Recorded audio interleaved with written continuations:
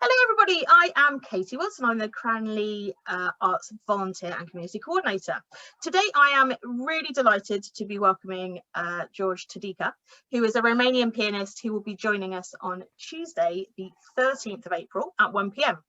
The concert will be free to view on our YouTube channel. Donations are very welcome to help support and continue our work, and we're very grateful to Informed Choice Financial Planners for sponsoring the concert. So George, welcome. Thank you so much for taking the time to talk to me today. Thank you for having me on. It's really a pleasure. So let's go back to the beginning, George. Talk us through how you discovered your love of the piano. Well, I was quite fortunate to be born into a musical family, really. I can't recall the first time I saw a piano because we've always had a piano in the house. I have two older brothers, much older than me, so 9 and 11 years older. Mm-hmm. So from the very first moments that I can recall, they were taking care of me and practicing the piano. I was always there around when music was being made. So I've been surrounded by the piano since a very, very early age. Excellent. So what do your brothers play? Do they also play the piano, or do they play They started by playing the piano, and now they're both singers. One of them sings at church very regularly. The other one is an opera singer in my hometown of Iași in Romania. They also both do sound engineering, so they record and film and edit. So they're very, very much involved in music. Oh, wonderful. So yeah, so obviously a very musical family. You just always grew up surrounded by it, which is lovely. Talk us through your journey. So you discovered your love of the piano. You obviously grew up in a family that was very musical. Talk us through how you developed your love and your training and through where your career is today. Well, I keep, when I think about my journey so far, I keep seeing these series of really lucky events. So when I was about, first of all, the big luck was that fact that my brothers were playing the piano and I was immediately attracted to the instrument. I was tinkling along from the ages of 3.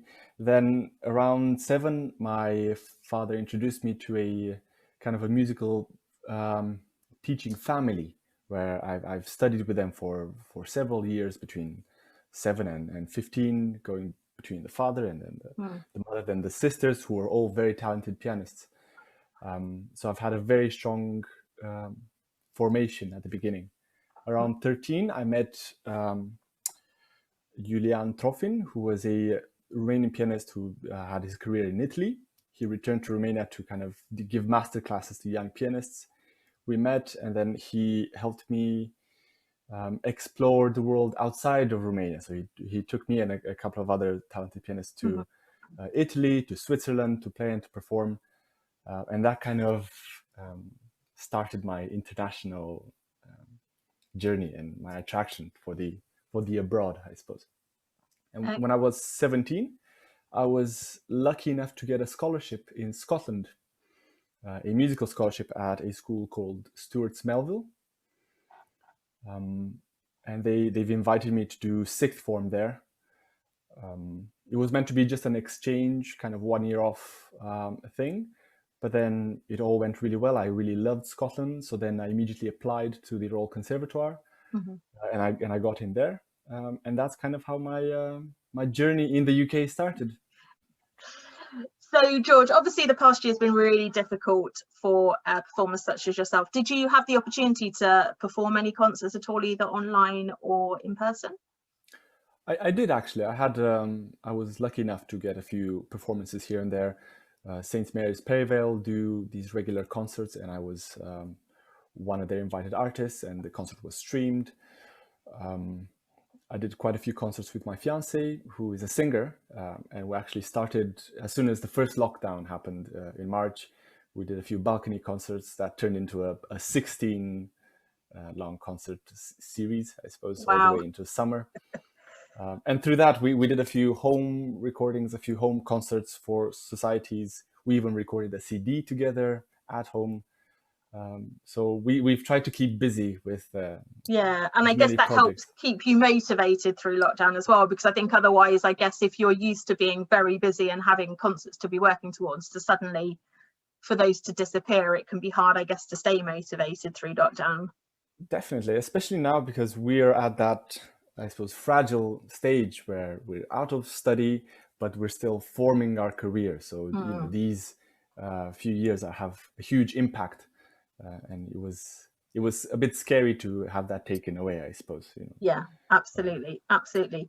So for some people, classical music as a genre can still be something that scares them a little bit, I think. So for people who haven't maybe attended a classical concert before and are looking to get into the genre, but maybe feel that find it a bit daunting, how would you encourage them to give it a go and to try one?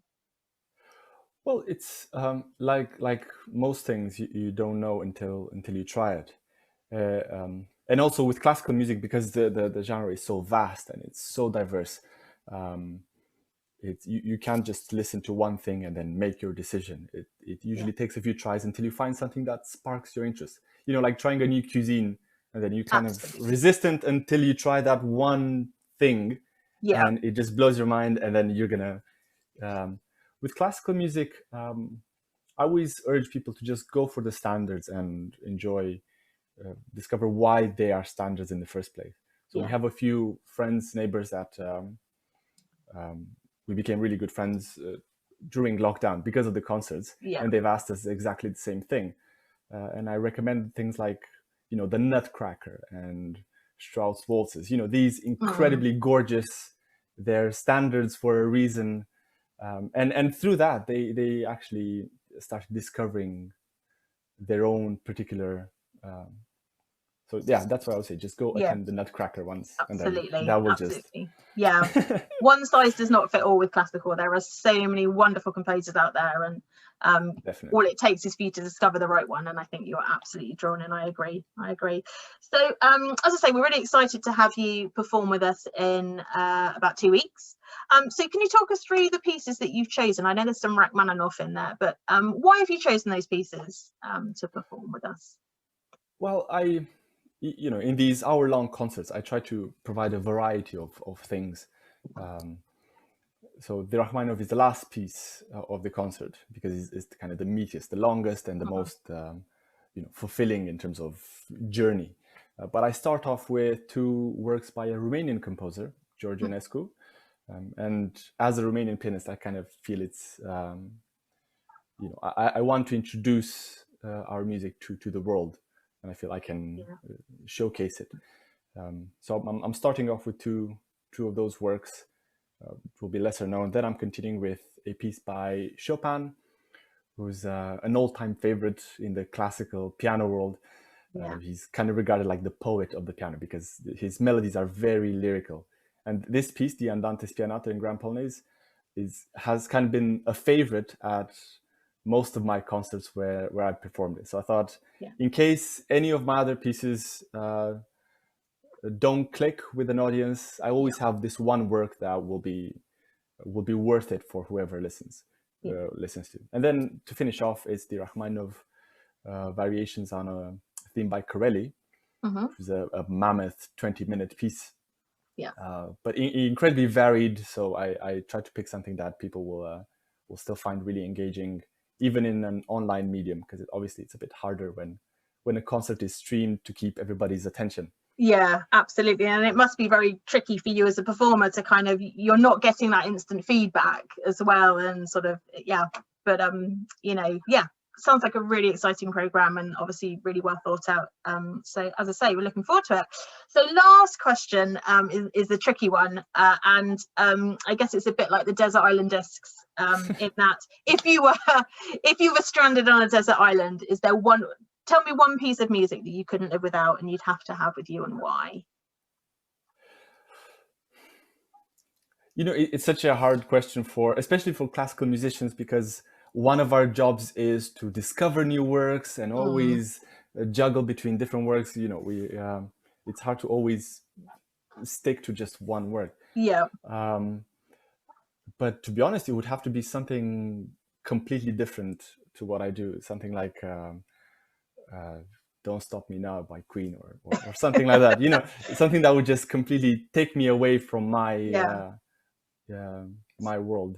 Absolutely. So maybe you'd just find it. Maybe you'd find the sheet music in the sand or something like that. And well, and I mean, just you know, people I walk down the street and I have music, classical music playing in my head all the time. I don't think I would need necessarily.